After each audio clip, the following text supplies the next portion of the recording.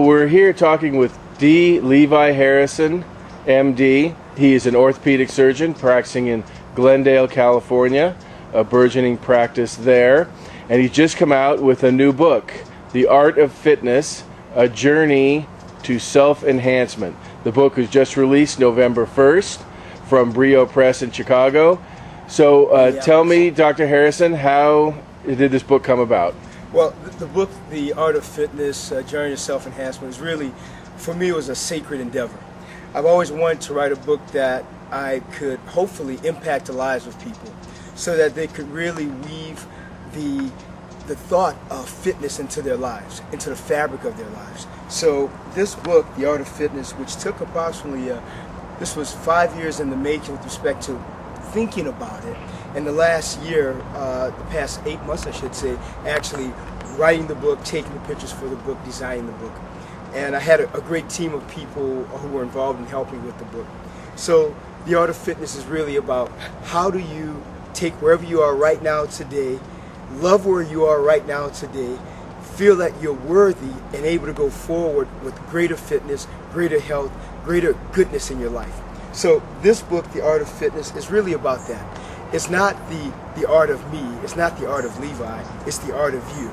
The art of fitness is really about you taking every day, one day at a time, to invest in yourself. That's what the book is about.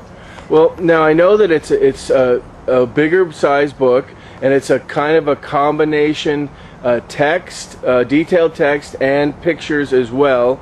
Now you do a lot of fitness training. You have done fitness training of celebrities in the past. And one thing I've noticed, when people start to get into a fitness program, it's very easy for them to get tired, get injured, feel that, oh, it's not worth it. And so do you address the issue of the letdown in the book? Absolutely. The book is really about taking people right where they are, step by step, in a really cohesive manner, how to get fit. That's what this book is all about, really. So what I do is I give you insights into what are the most common reasons why people don't exercise. Why is there such this intensive, pervasive air of couch potatoism in America right now? Well, part of it is because some people feel like to exercise, this old adage of no pain, no gain. Well, that's really unfounded and untrue. I don't want you to have pain when you exercise. I want you to enjoy the feeling of exercise. I want you to feel invigorated. I want you to know that there may be a few hiccups, but that's okay. Wherever you are is a good place. Start, start, start. And as you make this start, the goal is that every day will get easier and easier and easier as you really weave the thought of how can I work out? How can I eat better? How can I enjoy my life more? The art of fitness is really about that. It's about the art of you. How can you really embrace your life to be a better person? So the goals with the book are really to take I have actually 4 different categories in the book. The person who never exercises, the person who exercises a little bit, the person who exercises on a fairly regular basis, and the person who is very athletic, who exercises every day. So wherever you are, the book gives you a jump off place. But the key here is you have to start, because the book is about you. The book is about making you a better person. So the book is really not only about love and increasing your own compassion and self-worth and knowing that you're worthy of all the goodness that this book can bring to you. It's also about you realizing and understanding that the art of fitness is a lifestyle. Well, now also, you know, there's a lot of issues. You have to be safe with your workouts. Absolutely. You have to think about your joints. Absolutely. You know, you go running, you pound your knees up, you'll pound your ankles up. So for people, especially as you get along, you know, the cartilage in your joint starts to, you know, be less dynamic. Your muscles recover slower in terms of the lactic acid that it comes out of exercise.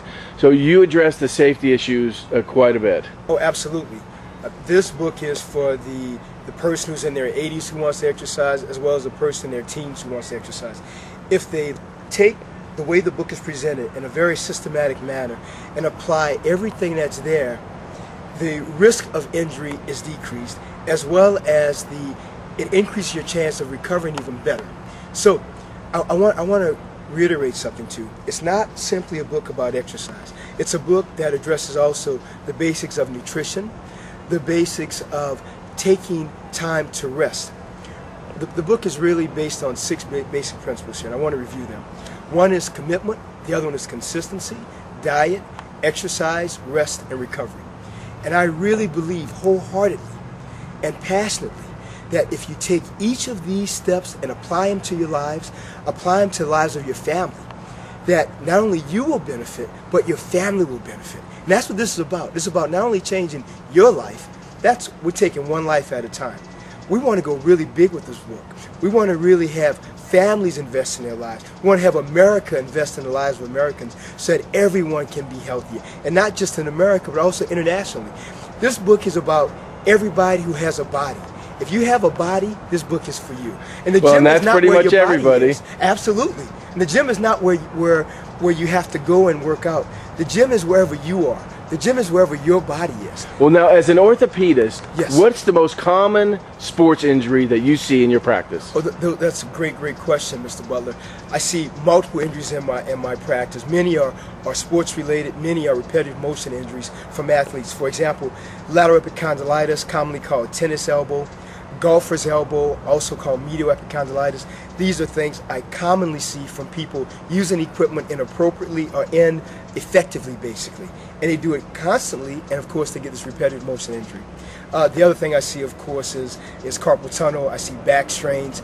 I see knee strains. And even though I'm an orthopedic upper extremity hand surgeon, I'm really blessed and fortunate that my patients enjoy coming to my practice so much that they refer their friends, their families, who don't only have orthopedic upper extremity injuries, but knee injuries, back injuries, neck injuries. So I'm really fortunate to have an opportunity to extend care to every type of injury and every age group, from the pediatric age group to geriatric patients. Now, in my workout experience, I had much better overall results from biking than I did with running, because it seemed to get the low back muscles. It got my knees without damaging them.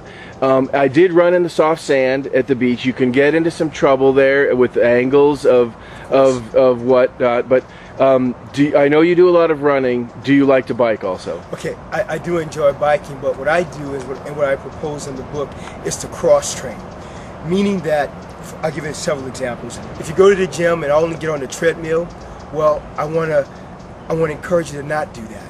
Do the treadmill some days, do a elliptical trainer other days, walk other days, run, swim.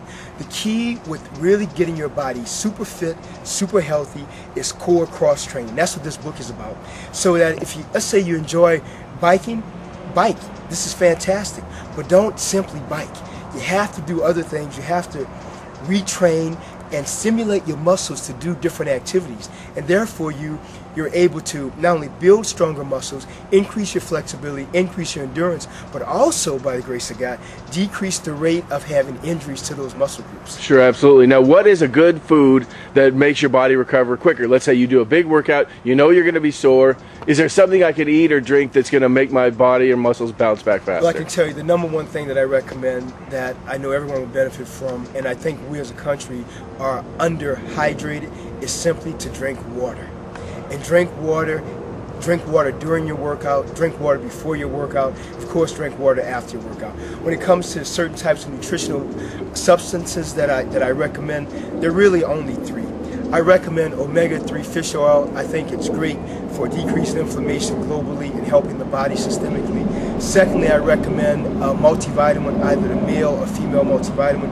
And third, I recommend Oscal vitamin D.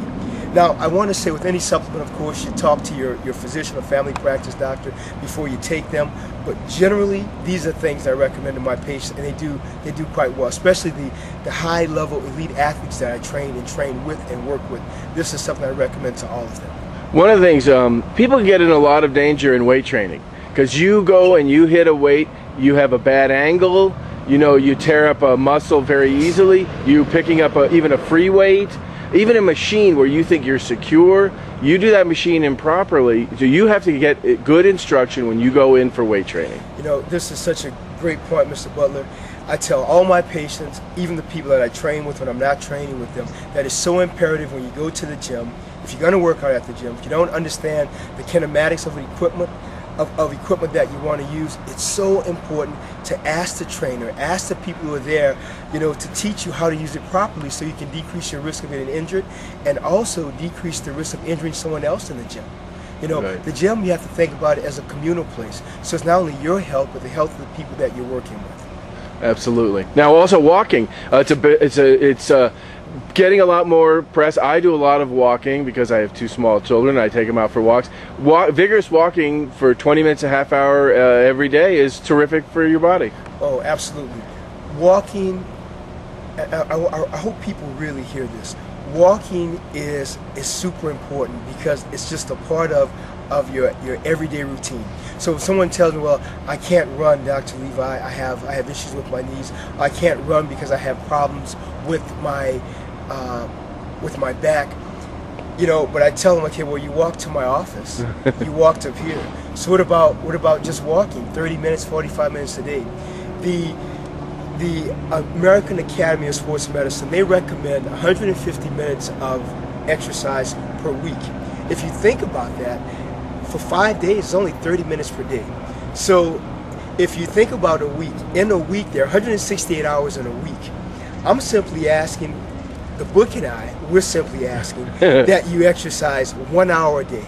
That's 30 minutes of aerobics and 30 minutes of weight training or core body training. And if you think about it, it's not too much, because what you really want to do with this book, you want to impart the gift of health to yourself, because you're worthy. You're worthy right where you are, no matter how big you are right now, how small you are, how thin you are, no matter what people have said about you. None of that really matters. What really matters is how you care about yourself. What really matters is that you look in the mirror and you love your body exactly how it is. What really matters is that you understand that you're important, that you're worthy, that your body can change with simply one thing: make the investment, make the commitment. Okay, now I've got one other tip that I'm sure you're going to agree with. I work in an office, I sit in front of 4 computer screens all day, and one of the things I do is, because my hands start to hurt, I'm sitting in the chair, I make it a point to get up every hour and a half or so, and I get up, I go shake out my hands, I walk around the building, I crack myself a little bit if I can. This is an important thing that people need to keep in mind. Well, absolutely. One thing I entrust companies do, and I always tell my patients about this, it's imperative to have an ergonomic evaluation of your workspace. If you're there, to make sure that you have a high back chair, a backrest, a footstool, to make sure that the monitors are appropriately placed from your face, to make sure that you have an ergonomically balanced keyboard, to make sure that you have a tracking ball as well as a mouse so you can switch these up, because each of these will change the way you use your hand and the kinematics and dynamics of your wrist and your fingers. So it's important to have diversity and not simply sit in one position all the time. The other thing I recommend is every hour, as you say it very wisely, to get up every hour and a half for just 5 or 10 minutes to shake your hands out. There's something that you can look up on the internet called gliding exercises, which are great to relax your hands and your wrists. There are other exercises called inertial exercises, and that's spelled N-I-R-S-C-H-L, inertial exercises, which will help, we believe, prevent lateral epicondylitis, also called tennis elbow. So basically, if you're at the desk, don't let the desk be your refuge for 8 or 10 hours a day where you don't move. Or your prison. Or your prison, exactly. It has to be a place of that you want to embrace the workplace. You want the workplace to embrace you, and to keep that workplace healthy, to make sure that you're feeling good about being there. So do things that will help invigorate your body once an hour. This is your company will appreciate that. You'll be more productive and more effective. Well, thank you, Dr. Harrison. It's theartoffitnessbook.com. Yes. And check it out. It's a terrific book. It's a coffee table book with lots of good pictures and instructions. And have a good day. Well, thank you very much, and I hope you enjoy the book. It really